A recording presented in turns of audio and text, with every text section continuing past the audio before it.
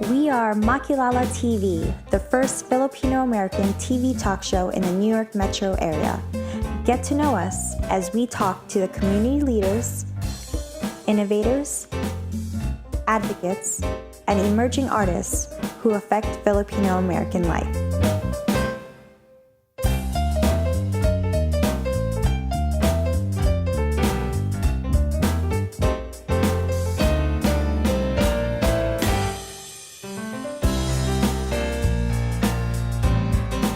My name is Rachelle Ocampo. On behalf of my co-hosts Jen and Cristina Pastor, welcome to Makilala TV. Today, we have New York City on our minds. Faced with the twin debacle of COVID-19 and crime, we watch how the city has struggled to deal with threats to public order and public health. Is New York City still the premier place to find a job, raise a family, build a community? How safe are we? Where are the jobs? We ask these questions amid concerns about the city's future. A Cornell University study says New York State has lost more than 365,000 people from 2020 to 2021. Today, we have invited two people who will talk about how we can help keep our community feel safer. We welcome to Makilala TV, New York City Deputy Mayor for Economic and Workforce Development, Maria Torres-Springer, the highest-ranking PhilAm in New York City as part of the mayor's core team, and Father Julian Jagudilla, Franciscan friar and parochial vicar at the Church of St. Francis of Assisi in Midtown Manhattan, New York City, and the director of the Migrant Center of New York, who founded FANAAH, or Filipino American Network Against Asian Hate. We hope to uplift the voices of the Filipino community through their leadership and visibility. So, first question, so we can get to know our special guests, goes to New York City Deputy Mayor for Economic and Workforce Development, Maria Torres-Springer. Maria, what is your role in the mayor's office? What was the first thing you did after being named deputy mayor? Well, first of all, thank you for having me. It's fantastic to be back at Makilala TV and to be with all of you.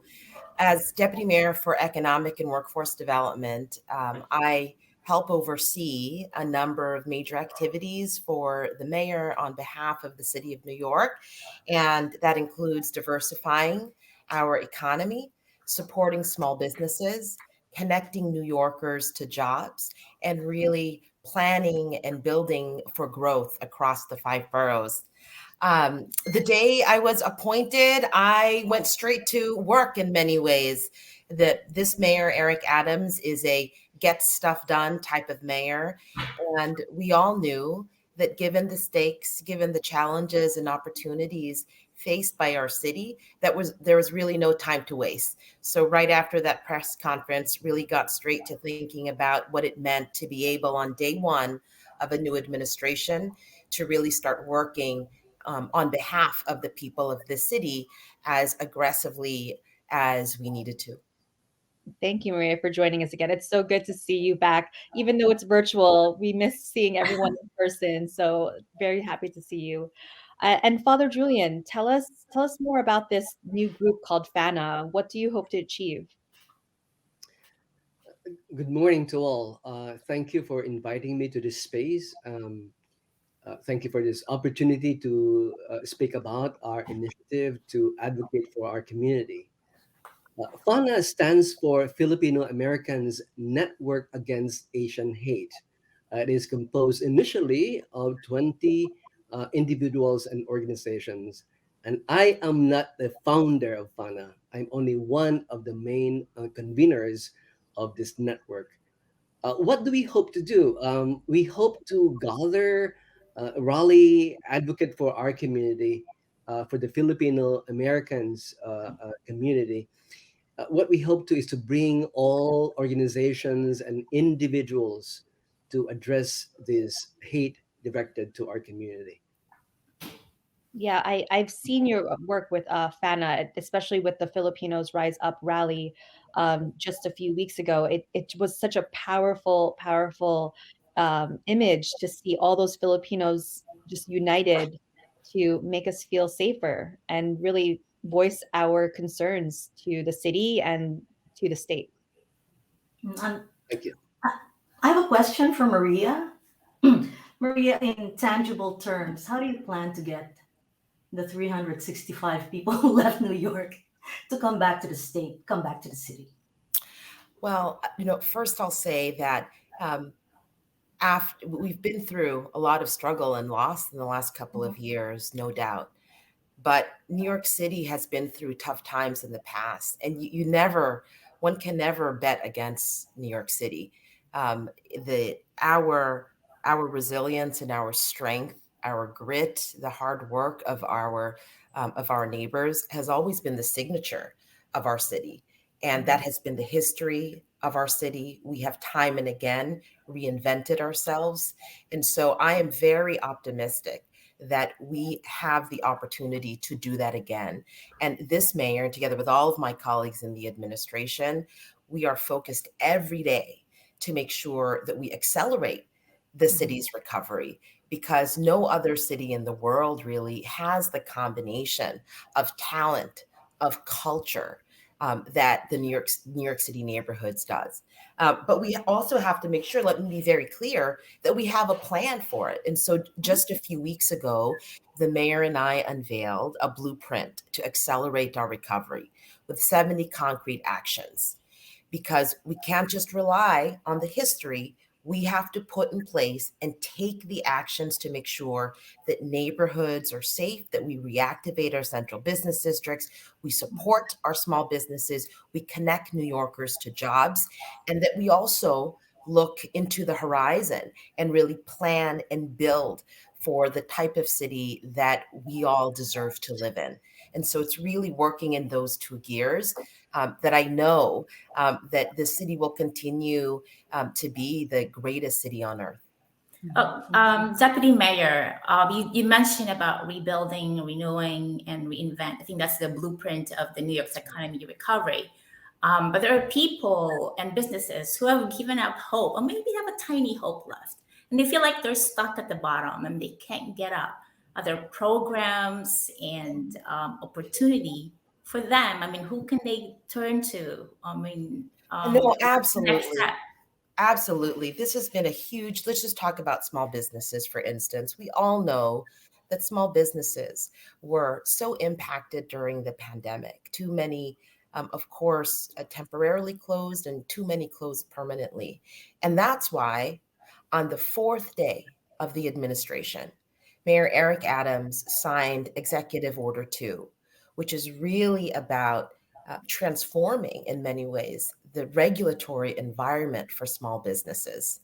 And then in the blueprint, we've laid out several actions that run the gamut from providing better access to capital for small businesses, working more closely with business improvement districts, ensuring that we're supporting our women and minority-owned businesses across the city, really the full slate of services that we know we have to bring to bear, not just one agency, but really a whole of government approach to make sure that we're lifting up entrepreneurs in this city who suffered a lot during the pandemic, but are so critical, not just for the short-term recovery, but to make sure that our neighborhoods across the 5 boroughs continue to thrive.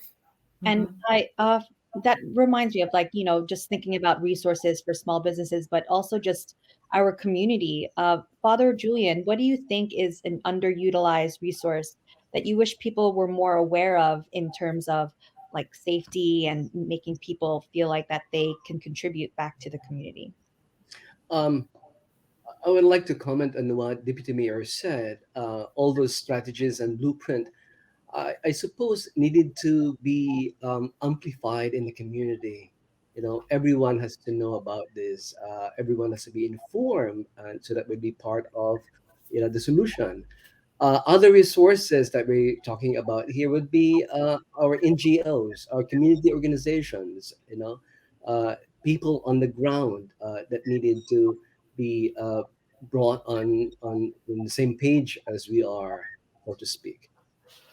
Father Julian, I'm actually surprised, and I welcome it, that there is a priest that is taking a leadership role in the community. We've never seen a priest before that has taken on a more pronounced role in the community. So when people come to you, if they are attacked, do people come to you when they're attacked after they've been assaulted? Incidents that happened lately, I'm kind of like the last ones to know about it, and I'm So surprised. they come to you, and what do you offer them?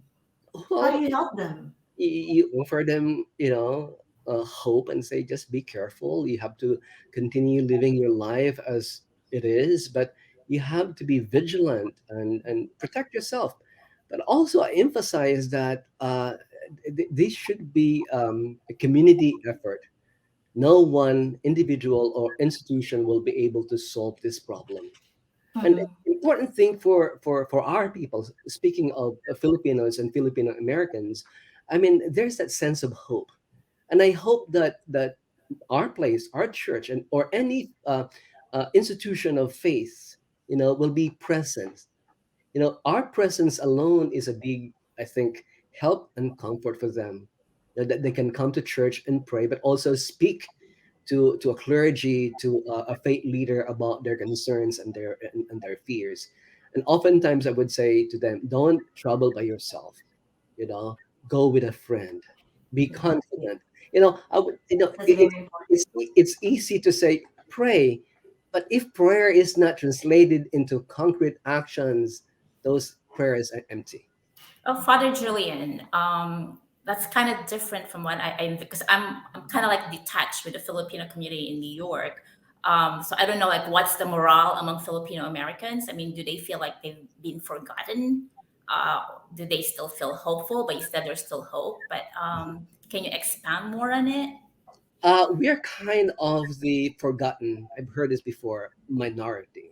Because even in the language of advocacy, we hear, our leaders, politicians speak of black and brown community. And some of us don't feel that we belong to the brown cluster. We Hmm. want to hear, it's being said as the black and brown and AAPI community. Hmm. Because you cannot lump us together with the brown population, because for us, blacks are Africans and African Americans and brown are Latinos. What about us Asians? You see ad on television, from the New York City health Hmm. services. you know these are all, black and brown people. What about, Asian American and Pacific Islanders? We have I very, think we and probably belong to the brown cluster. say it again. It's not. I think we belong to the brown cluster. It's not exclusive. Uh, it's not exclusively for a certain group of people. Well, we I have the highest ranking Filipino Americans in Yeah, I the cannot. Would just love to interject. I mean, it is, historically, right, in this country, we have all, many communities have been fighting to be visible, to be heard, to be Mhm. at the table, and putting aside kind of nomenclature and the labeling, the work that we all have to do as a country and as a city is to ensure that every voice is at the table, that the communities are not invisible. And that has certainly been the commitment of this mayor and all of my colleagues across government. I mean, when he named the first 5 deputy mayors for Mhm. New York City, 2, and it was the first time in the city's history, 2 are Asian American women. That's right. And because representation matters, it matters to the mayor, it matters to all of our communities.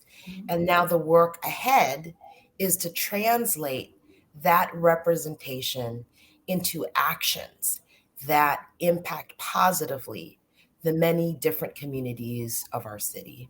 And so that's the mission that we're all on. yeah, and Maria, in one of your interviews, you talked about subway safety, and then we had this Brooklyn incident. Was it a setback? Well, it is clear that we are trying every day, and the mayor has been always the first to say that public safety is the prerequisite to Mhm. prosperity. And we are in this administration laying the strongest possible foundation for a safe and just city.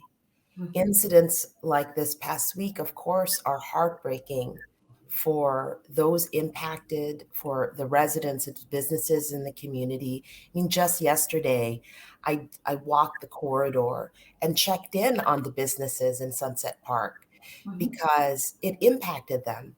But that also is a community of deep resilience and courage, as are so many neighborhoods in this city. And so, yes, there will be setbacks, but what I'm 100% confident in is that the people of the city, the communities of the city, have the type of courage and resilience to keep going.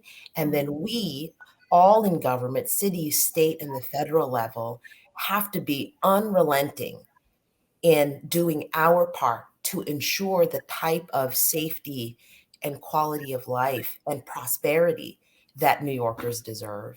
Mhm. Yeah, and in terms of safety, I'm always thinking like, okay, of course I'm not gonna be on my phone as often when I walk, or I make sure I travel with somebody if possible. Father Julian, what type of measures do you do when you walk through? Are you always in your attire when you walk through and feel safer that you're in uniform, or like if what? I'll be if I'll be taking the subway or walking the streets in my habit, I'm sure I'll be a target. Oh my gosh. People will come up to me and ask questions and ask for things.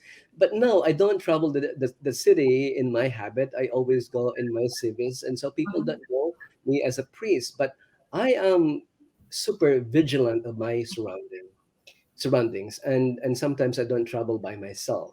But I'm I'm aware, I'm cognizant of my environment, but that's not I would say that's not a nice feeling. That takes Yeah. away freedom, to be always on the lookout and be paranoid and think that you will be hit or something,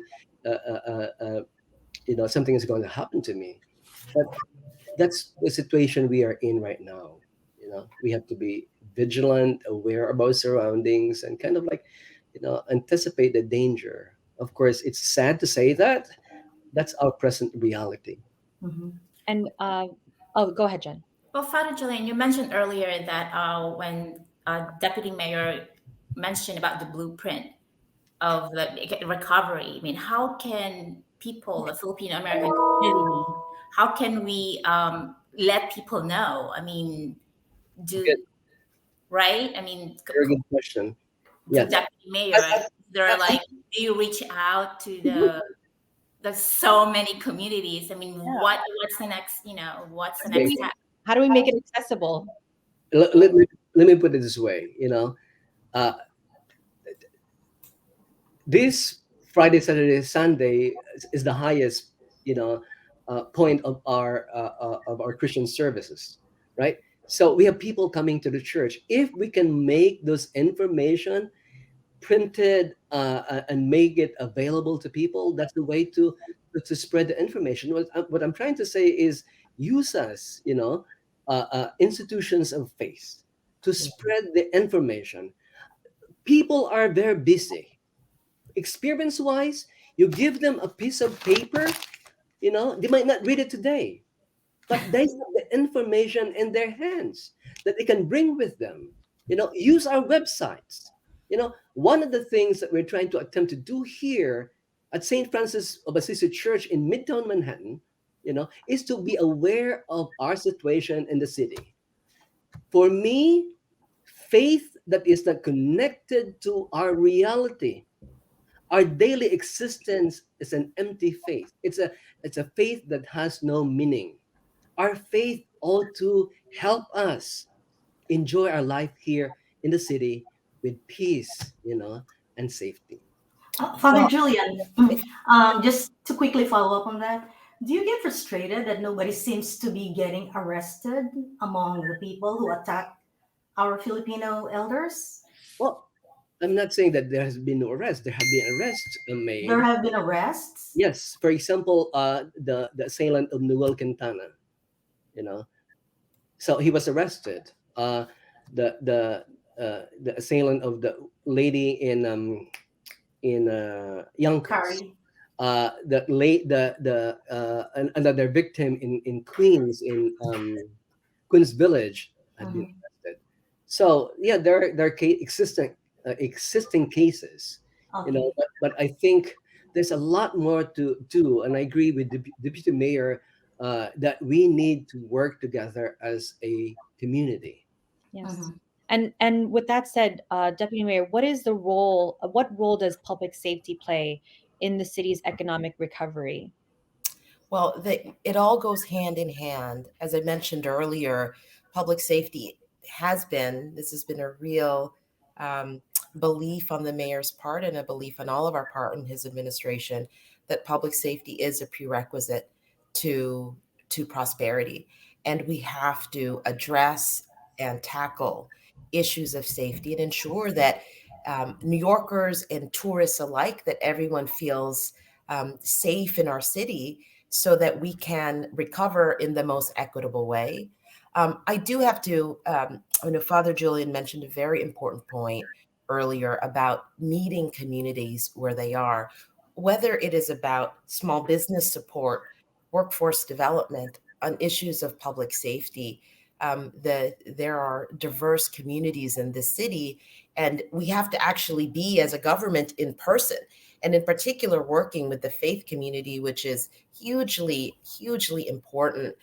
So just yesterday, for example, we launched a new effort of different city services, um, really utilizing this mobile van that was, in this instance, in Bed-Stuy to deliver services. And so I think we need to do more of that. That is our plan, and working with different communities of our city, whether it's houses of worship, not-for-profit organizations, consulates, etc., so that the reach is as expansive as it needs to be on issues of small business to public safety. You mentioned about workforce development. Are there like training programs? Because there are jobs, maybe your skills do Yes. not, exist anymore. So what can you do? No, absolutely. There are many different programs for training, for connections to jobs that are available today, opportunities for additional post-secondary education. And so within the city's website, the Department of Small Business Services has an entire suite of workforce programs and bricks and mortar Workforce One centers across the city. And so these two are the types of resources that are paid for with taxpayer dollars. And so we need to make sure that New Yorkers know what these resources are so that they can avail themselves of the type of training and job opportunities for their own well-being, and of course for their families' well-being. Maria, what is your vision for a post-pandemic future for New York City? It is one that is prosperous, equitable, and just. Mhm. That our history of a city of being the type of place where generation after generation of strivers and survivors come to make their home in, that continues to be New York City. But we can't just stand back up the city that existed the day before the shutdowns 2 years ago. It has to be the type of city where more New Yorkers have the type of opportunity to better their lives. And so I think we can do that. I'm an Mhm. optimist, but I really do believe that we have to do that in partnership. This is not just the job of government. It's the job of working with not-for-profit organizations, with the business community, with the faith community. But if there's a city that can do it, that can ensure that the resurgence is as equitable as possible, there's no doubt in my mind that that's New York. And that's why I'm humbled to be in this role. Yeah, I'm really honored to be in this space with you, Deputy Mayor, and Father Julian. Just speaking with you makes me feel like I still believe in our city. I have hope that we can go through this. So with that said, we do have to close the episode, and I feel like that there's so many things that we do want to say. So I'd like to first I'd like to really ask Maria and Father Julian a last question. What can we do as a community to help keep each other safe? I'm happy to start. I would ensure that we are being open to one another, listening, working in partnership, and really having the care and grace that is needed. It is not a time for hand wringing or finger pointing or despair. It is a time, I do believe, of hope and optimism and love, ultimately. And Father Julian. Well, um, I hope we can overcome indifference here in our city. That is, all of us should come together, as deputy mayors mentioned, that we need to work together to collaborate and maintain the sense of hope, looking at the future, brighter future, that is not what we had before the pandemic, but a better one. When business is thriving, people are feeling safe, everyone is happy and contented being here in the city. So, but we need to work together for the safety of everyone.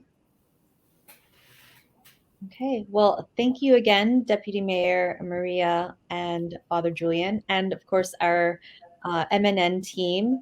Maraming salamat to all of our supporters and viewers. It really is a pleasure to see everyone here in person. And Jen and Cristina, I know we haven't seen each other in person in a while, but I hope we get to be in the studio soon. Soon, very soon. But again, it really is a sense of hope being with you all here, and hope that we all just treat each other a little bit more with empathy and respect, and like what Deputy Mayor said, with love. So thank you again. Thank Thank you. you all. Thank you.